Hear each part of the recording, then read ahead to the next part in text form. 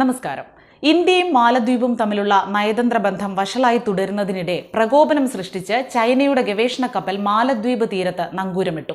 മാലദ്വീപുമായി ചേർന്നുള്ള ദോസ്തി 16 ത്രികക്ഷി നാവികാഭ്യാസത്തിനായി ഇന്ത്യയുടെയും ശ്രീലങ്കയുടെയും സൈനിക കപ്പലുകൾ തീരത്തെത്തിയതിനിടെയാണ് ചൈന കപ്പലിന്റെയും വരവ്.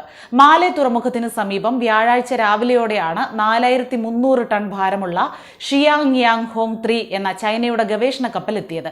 ഉച്ചയോടെ കപ്പൽ തിലഫുഷ്ടിയോട് അടുത്തു. ഒരു മാസത്തോളമായി ഇന്ത്യൻ മഹാസമുദ്രത്തിൽ ചെലവിട്ട ശേഷമാണ് നങ്കൂരമിട്ടത്. സമുദ്ര പര്യവേക്ഷണവും സർവേയും ലക്ഷ്യമിട്ടുള്ള ചൈനീസ് കപ്പലിന് ജനുവരി 23-നാണ് മാലദ്വീപ് സർക്കാർ നങ്കൂരമിടാൻ അനുമതി നൽകിയത്. ഒരു മാസം മുമ്പ് ചൈനയിലെ സന്യ തുറമുഖത്ത് നിന്ന് പുറപ്പെട്ടതാണ് കപ്പൽ. അതേസമയം കപ്പലിലെ GPS സംവിധാനങ്ങൾ നിർജീവമാക്കി വച്ചിരിക്കുന്നതിനാൽ കൃത്യമായി ട്രാക്ക് ചെയ്യാനാവുന്നില്ലെന്ന് റിപ്പോർട്ടുണ്ട്. ഭൗമരാഷ്ട്രീയത്തിലെ തന്ത്രപ്രധാന മേഖലയായ ഇന്ത്യൻ മഹാസമുദ്രത്തിൽ ഗവേഷണ കപ്പൽ എത്തുന്നതിൽ ഇന്ത്യ നേരത്തെ ആശങ്ക പ്രകടിപ്പിച്ചിരുന്നു. കൊളംബോ തുറമുഖത്ത് നങ്കൂരമിടാൻ അനുവദിക്കരുതെന്ന് ശ്രീലങ്കയോടും ആവശ്യപ്പെട്ടു. അവശ്യ വസ്തുക്കളുടെ കുറവ് നികത്താനാണ് നങ്കൂരമിടുന്നതെന്നും മാലദ്വീപ് സമുദ്രത്തിൽ കപ്പൽ ഗവേഷണത്തിൽ ഏർപ്പെടില്ലെന്നും മാലദ്വീപ് സർക്കാർ പറയുന്നു.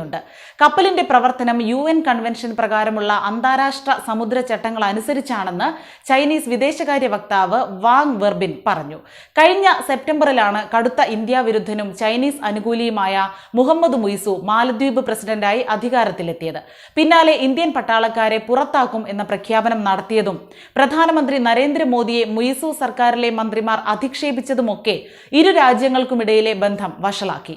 അതേസമയം മാലദ്വീപിനുള്ള സഹായധനത്തിൽ കേന്ദ്ര സർക്കാർ ഇത്തവണ കാര്യമായ കുറവ് വരുത്തിയിട്ടുണ്ട്. ഇരു രാജ്യങ്ങൾക്കിടയിലും നിലനിൽക്കുന്ന നയതന്ത്ര ഭിന്നത പൂർണ്ണമായി മാറാത്ത സാഹചര്യത്തിൽ 2024-25 സാമ്പത്തിക വർഷത്തിൽ മാലദ്വീപിനുള്ള സഹായധനത്തിൽ 22% വെട്ടിക്കുറയ്ക്കാനാണ് ഇന്ത്യയുടെ തീരുമാനം. വികസന സഹായത്തിനായി മാലദ്വീപിന് 600 കോടിയാണ് ഇന്ത്യ അനുവദിച്ചത്. വിദേശ രാജ്യങ്ങൾക്ക് സർക്കാർ നൽകുന്ന ഏറ്റവും വലിയ മൂന്നാമത്തെ സഹായമാണിത്. 2023-24 മാലദ്വീപിന് 770.90 കോടി രൂപയാണ് സഹായമായി നൽകിയത്. 2022-23 അനുവദിച്ച 183.16 കോടിയിൽ നിന്ന് 300% വർധനവാണ് ഇക്കാലയളവിൽ ഉണ്ടായത്. 2023 ബജറ്റിൽ മാലദ്വീപിനായി സർക്കാർ ആദ്യം 400 കോടി രൂപ അനുവദിച്ചിരുന്നു.